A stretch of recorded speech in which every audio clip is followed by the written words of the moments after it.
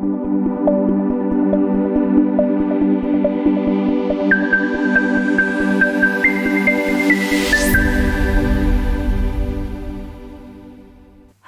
and welcome to Hello Yellow.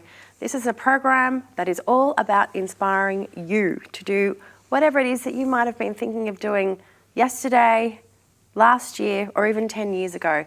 And today we have a very, very interesting guest, Richard Williams, co-founder of Risky Kids. Welcome to the program. Thanks for having me, Viv. Thank you, Richard. Now you are a very interesting cat. You were just telling me off camera about your time as a stunt, what do you call it, stunt guy, stunt person? Stunt performer, stunt actor, yeah. Tell us, how do you get into that? So, funnily enough, it's in the VCAT guide, so the careers guide that they give students when they're in year 10. And so I found it in there. And my auntie worked in showbiz, so she was an animal wrangler. She did all the animal wrangling for Neighbours. So I asked her, and she introduced me to a stunt coordinator. They got me training when I was about 16. So there's a process in Australia where you have to go through a grading, and you get assessed by a committee as to your ability. And then once you start working, it's just a matter of building up your skills, reputation, and away you go. So how do you build up your skills? Surely they've got to be some sort of physical training and things. Yeah, absolutely. So there's a whole lot of criteria, which I won't go into because it's quite expansive. But for the most part, you just have to, you've got to be physical, obviously. You have to be willing to be a team player, because when it comes to stunt work, it's all about choreography. So it's kind of like being a dancer more than it is like being a fighter. So you've got to be able to work with other people. You've got to be able to work with the technical side as well. So whether you're working with SFX or whether you're working with riggers or the camera team, in order to create these outstanding things that you do. And so tell me, so you started off as a stunt performer. Yes. Now you're here to talk about Risky Kids. How did that come about? I look at the things as very connected. So I've got a background in psychology and criminology, with a background in fitness, the stunt work, and what I ended up doing was I just had a little bit of a moment of, I guess, clarity at some point, or maybe a bit of a confluence, where I was trying to create a kids program to operate out of my gym, because I wanted families to be able to train there, and families can be very time poor, and one of the biggest barriers is often time. And they say, okay, well, my kids are often the thing that stops me working out. So I said, all right, well, I'll solve that problem for you. You bring your kids and they can work out and you can work out. But I don't like doing things by half measures, so I said I'm going to create my own kids program. I didn't just say I'll try something else or we'll play sports. So I started researching it, and I think just because of my background, the stunt work, the psychology work, the fitness, I also did a lot in the world of obstacle racing. I was in the right place at the right time with the right information in front of me to realise that there was a really big gap in terms of what we were doing with kids, in terms of how we were raising them, in terms of how we were trying to promote health and well-being with them. And I stumbled upon this core developmental process called risky play. And it basically states that when kids are young, and anyone who's got kids will know this, they will take risks. They will climb too high, they will run too fast, they will break rules. All of these things are part of this risk-taking. They're trying to understand their world. And they're trying to understand how far they can push until, whether they get hurt. So that's where, anyway, continue, then I'll have a lot of opinions on what you're saying. I love it. You're absolutely right. They're trying to push and see how far they can go, not just physically hurt, but also, for example, when they're, playing rough and tumble, what they're trying to do is they're trying to understand, well, what are the values that are going on around me? If I hurt somebody, what are the consequences of that? How are people going to react to that? And so all of that, to me, I was looking at it, and I was looking at the way that a lot of kids' health and wellbeing programs work, because I never thought I'd work with kids, but I've come to love it because it's so rewarding to work with families and kids on this. But once we started rolling the program out, and it was very bare bones at the start and very conceptual, the response from the kids and the families was just astonishing, and the response from the kids in particular, in terms of how quickly they adapted and developed, just told me I was kind of onto something. So from there, started building that and building that and building that. So to kind of answer your original question, I really feel like it was just that set of skills put me in the right place at the right time, and with a little bit of obviously diligence and perseverance, I was able to come up with that idea. Look, I do love the idea. As a mum, I am a mother, I remember one of the things I missed the most was working out. So I would run with the pram. My girlfriends and I would get our boxing gloves and do it in the park and have the kids there. And there were some fairly progressive PTs that were allowing, the kids to crawl all over you when you work out in the parks and things. And, it is so vitally important to have that after you've had children, is to have that time and space and that energy to actually still fall back into your own body and do that. But equally, it's very interesting. There's so many things I want to pick up on what you've just said. I think primarily these days, us as parents need a handbook. And this is not new. Every parent will say, look, we don't have a handbook. I'm just putting one foot in front of the other. However, in this day and age, with children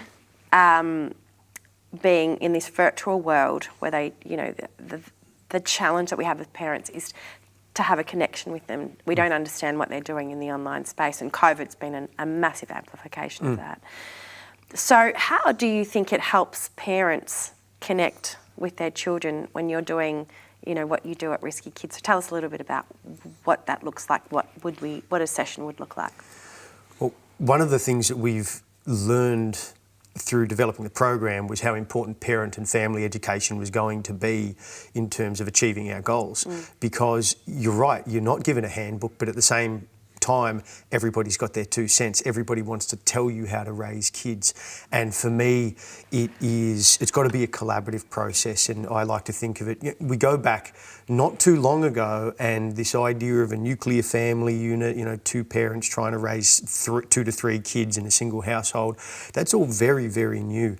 And the resources that are out there and how quickly everything's changing and develop with technology in terms of what we understand better about education is just changing the game. And I'm, astounded that parents are keeping up as much as they can. And so for our sessions, what will happen is the kids will come in and they'll work with their coaches and their educators. And so I like to think that our coaches, they're mentors first. So I train them in a lot of behavioural psychology and a lot of behavioural science to be able to engage with the risk-taking behaviour, so that when young people are challenging themselves, naturally they come up against adversity and they begin to feel uncomfortable or unsure, and they need to be guided through that. So I train my team on how to do that first, but then we just have a very, it might seem simple, but we challenge the kids through movement. We'll use parkour, we'll use free running, we'll use ninja skills and obstacle racing. Number one, because that's all things that I love and have a background in, but more importantly, they don't have a lot of rules to them. They're about being successful, about being strong.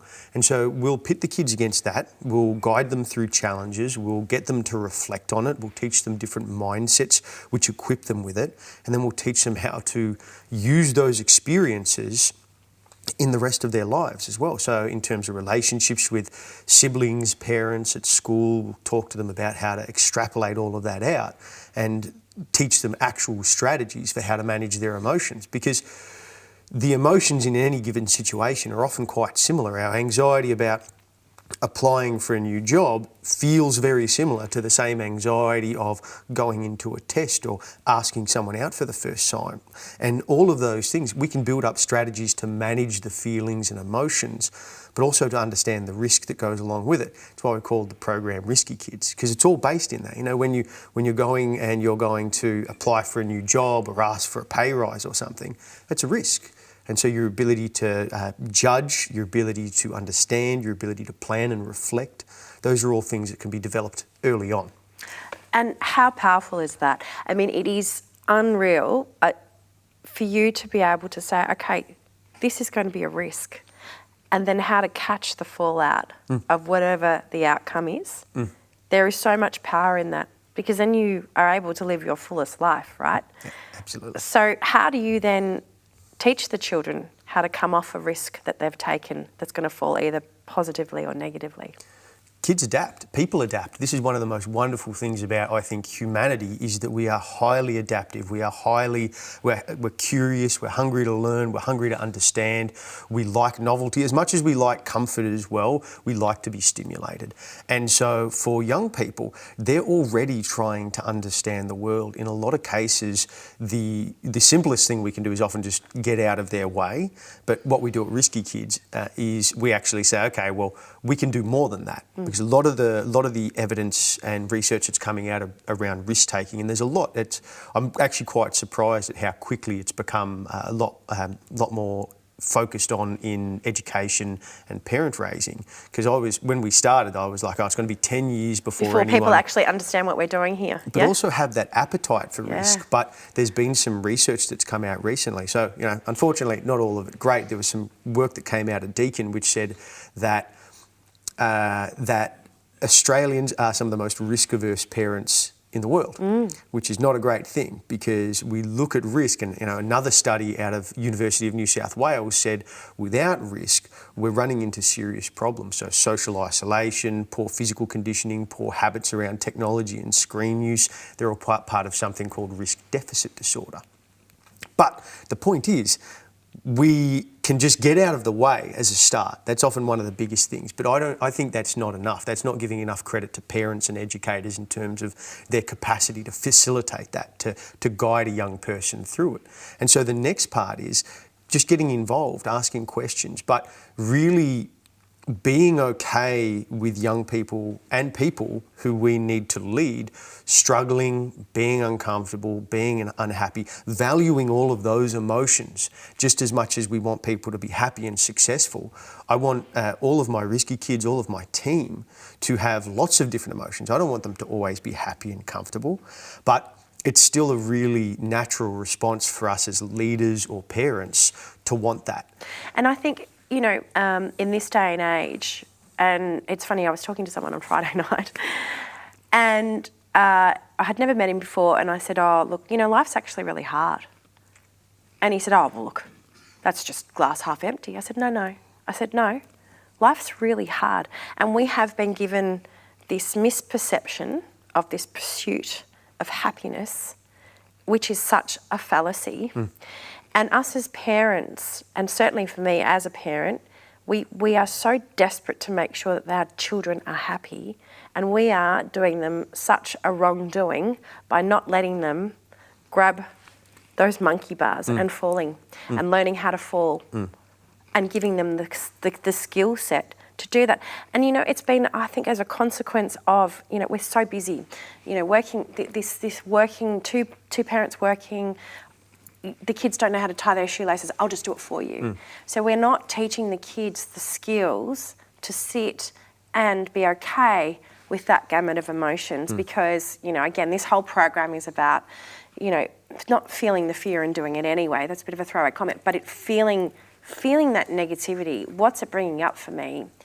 This pathway is to not sit in victimhood, but understand, okay, how am I feeling if I'm crying or I'm sad or I'm angry, I'm frustrated, and then how do I then use that, harness that into experience and sort of almost that flourishing. So, it's the lotus flower methodology. The flower only blooms by going through the tough soil. So I think without having tried your program, and I'd love to. What does it do for the parents then when they're watching and what are they learning about themselves as part of this program? And again, this falls to us, and I think it's our responsibility at Risky Kids to help educate families in terms of exactly what you're saying. One of the most important things for me when I'm working with my team is to let them know that every day they're working with kids who are going through challenges and facing challenges. And one of the things you've asked is what are the parents getting out of it? And I think those moments where you get to watch someone struggle and persevere, and whether they succeed or fail, it's about that process and the trying and being there for those moments. I feel really privileged that our team get to do that every single day with thousands of kids. And to remind parents and guardians that is actually, those are great moments, whether the young person fails or succeeds, being in that moment and being with them and even watching them struggle some of my, I might seem like a bit of a sadist when I say this, but sometimes when I was training people for, obstacle racing and doing ultra events, and, sometimes we were out there in 40-degree heat in tropical North Queensland doing obstacles, and people would just look at me and I'd just You're say, mad. but I'd be there with them while they're doing it, and I'd just look at them. I'm so jealous of all this discomfort and the growth you're going through right now, because I'd already been through it, and I'm like, you're having such a great experience, and they would be like, oh, just shut up.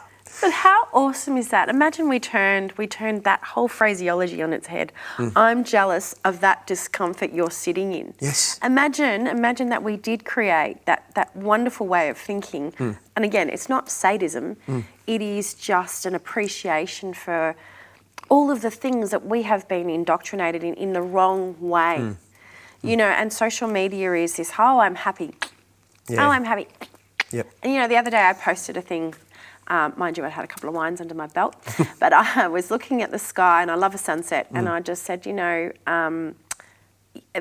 life is not always easy, and I'm not harping on that, but it's just taking those little moments in time where you can be grateful, you can be happy for that moment in time, because this endless pursuit of what is not real and this projection, and unfortunately the children are so overexposed to a life that is perceived to be in a certain way, and it is sublimely wrong. So I would love, we need to start your movement is just amazing. Thank you. But imagine that.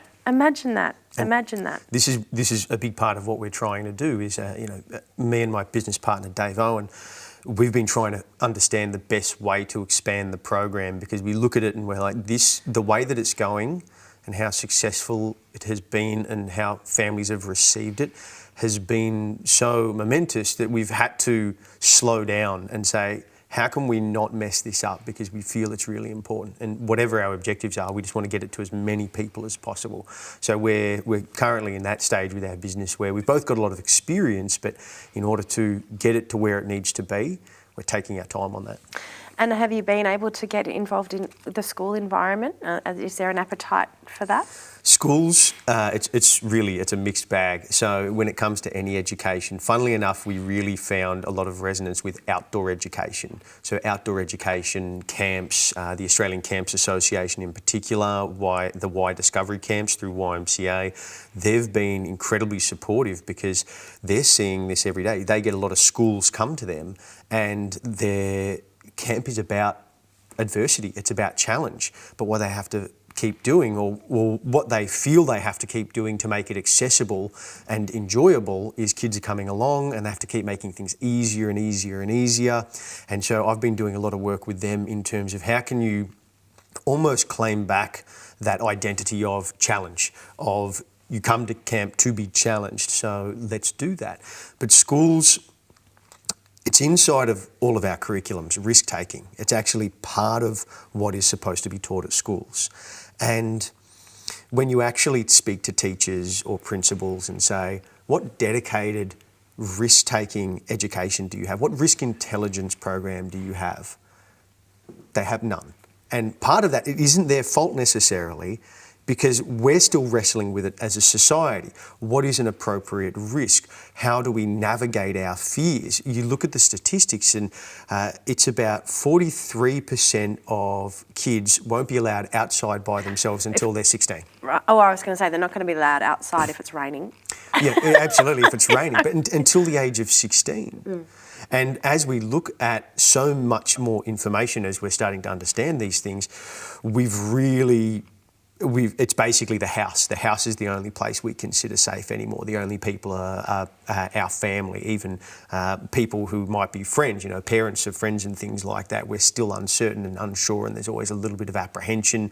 We're afraid of cyberbullying, all of these different things. And so that fear is enormous. And so working with schools is difficult because I have been to schools and they have embraced the program wholeheartedly. And then I go and say the same thing to the next school, and they tell me that they're worried about the kids practicing parkour in the playground. And I will say, well, that's the point. That's the point. Like, this is what we need to do. And that fear is obviously one of the greatest obstacles that we have. But I think, you combat fear with education. 100%. And so tell me, obviously you've had thousands of kids come through the program. We are living in a society where, ADHD and, all of the anxiety, anxiety is just another, it's in everyone's vernacular. When I was a kid, nobody really ever talked about anxiety, depression, mental health.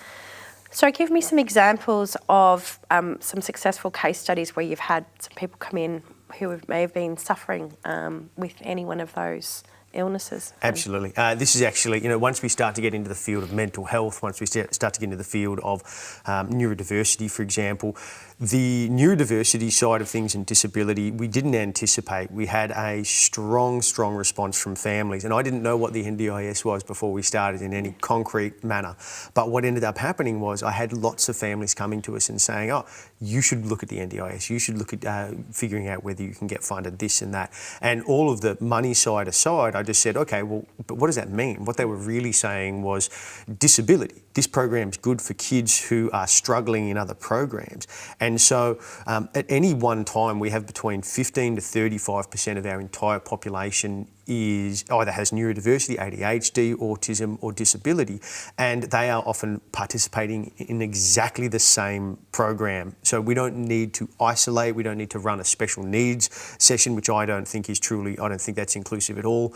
But we have had lots of kids come through. So we recently undertook a voluntary NDIS audit in order to become registered. But the language that was coming out of that, because they went and interviewed our participants, and they were saying things like Risky Kids was the most beneficial out of any therapy they did. And we're not therapy, that's the thing. I appreciate what they said, but I look at what we do as, in some ways, just a little bit of common sense.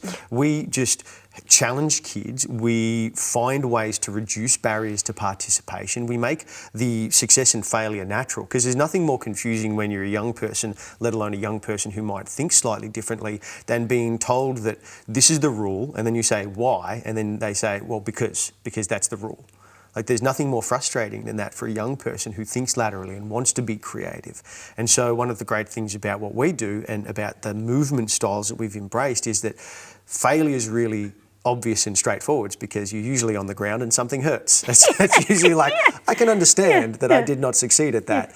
And so I have families, whether it is helping with ADHD, whether it's helping with autism, whether it is especially anxiety, I would say we have an enormous amount of families bring their kids to us with anxiety, but you would be surprised at how many of those kids we can get across the threshold into the program and then engaging within sometimes minutes, just using some really simple tools. And so some of our tools are, they're behavioural psychology in nature, they're counselling tools, but what we do is we just use them proactively, because they're about communicating, they're about listening, they're about trying to understand. And once you get those things rolling, then kids will naturally want to challenge themselves, because they'll feel like they belong. And I was, funnily enough, working through some of our testimonials the other day, and one of the things that came up was that Risky Kids was a place where they just felt like they could be themselves, and that's what they were saying about their kid. And I just went, cool, done. What more could I ask for? But what I feel like you're doing is you're actually normalising all of these emotions. You're actually creating a liberty and a freedom for people to just, and not just children and parents, but for people to live. Yes. And to normalise all of these things. We put in so many barriers and so many expectations. This pursuit of happiness and perfectionism actually exacerbates anxiety. So what you've done is you've created a world where you can just be. And I'll take it a step further, because we absolutely accept all of that, but what we don't accept is that there's nothing we can do about it. And this is often what differs with Risky Kids. A lot of programs which are, proactive in terms of mental health are often, they really stop at this step of, it's okay to feel anxious, it's okay to do this, it's okay to have, feelings of uncertainty and discomfort. But at Risky Kids, we say, but it's not okay to do nothing about it. Correct. So we say, you have a responsibility, even as a young person, to understand these feelings and to navigate them. It's not okay to fail, all right? Failure is part of the process. It's okay to be upset about failing, but we can't say that failure is a good thing. It's never something that should be in our vocabulary, that we're okay with failing. And I would say failure is okay if you've learned the lessons and you understand all of the things leading up to it. That's it, and absolutely. So we can look at it in so many different ways, but I say, if you say, oh, it's okay that I failed, I'm going to stop trying now because I learned something. To me, it's like, okay, but have you tried? Have you really tried to succeed? What have you done with that information? Have you tried again? Where's your perseverance? Where's your determination? And of course, all of that comes in a scale. So our program escalates. We don't start with really hard lessons with the kids right away. We work on building trust with them first. I say that the first thing we have to do is we have to earn their trust, because when people are comfortable with their environment, with themselves, they trust the people around them, they're more comfortable to take risks when it matters. This idea of we should take risks all the time is also not part of Risky Kids. We've got so many different mindsets. One of them we say is risk for a reason. So we say if you're going to take a risk, make sure it's part of who you want to be, sure it's part of your values, make sure it's something that can help you develop. Because you don't want to just be uncomfortable and facing adversity all the time. Oh no, nobody wants to live in that space. No. So you guys have achieved a lot in a very short space of time. What does the future hold, and how can we all help you continue to send this amazing and necessary message? Well, I think that most of all it becomes a part for parents and teachers to really reflect, and this is the hard part, that everybody agrees with everything we say. I cannot stress that enough. Every parent who brings their program to their kid to our program, every teacher who we speak to, they are all okay with the program until a kid's upset, until a kid is crying, until a kid has bumped a knee, or the kid says, I don't want to go anymore. At which point what happens is that's where the real obstacles are.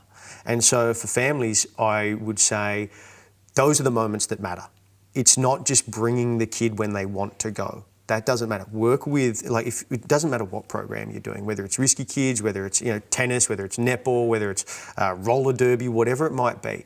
Engage in those moments and understand that it is okay to have a discussion with your kids about that and to help navigate them through that. They're trying to learn. I tell families and parents all the time, when a kid says, I don't want to do this anymore, what they're really saying is, I need help.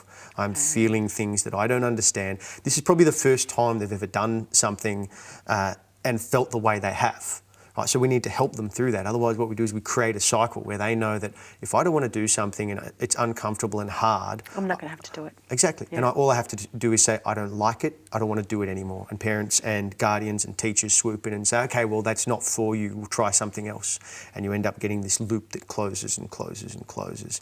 So first off, for families, get on board with that. The other part is, of course, I think just accepting, like we've been talking about, a whole range of emotions with young people, saying this is okay, it's okay to feel this way. And for us to take it ourselves, I work with kids, but everything I do with kids, I use all of the same training methodologies with my team, because I really see this as a human thing. We love taking risks. We love taking a chance, sometimes to our detriment. But with the right tools and planning and navigation, we can come out of it being greater, better people. And that should always be our goal. Richard, you have been so inspiring. Thank you so much for coming on the program today. Thanks for having me, Viv. And if people want to find a little bit more about Risky Kids, get involved, either as parents, guardians or anything, yes, yep. Where can they come to? Just check the website, riskykids.com. You'll be able to find a local club. We've got lots of education information, so resources for families to better understand what we're doing. It's all freely available on our website. Obviously, social media is great, so Facebook, Instagram, if you want to see what the kids are doing as well. Wonderful. Well, thank you so much for your time, and we'll see you next time. Thank you so much. Great, thanks. Thank you.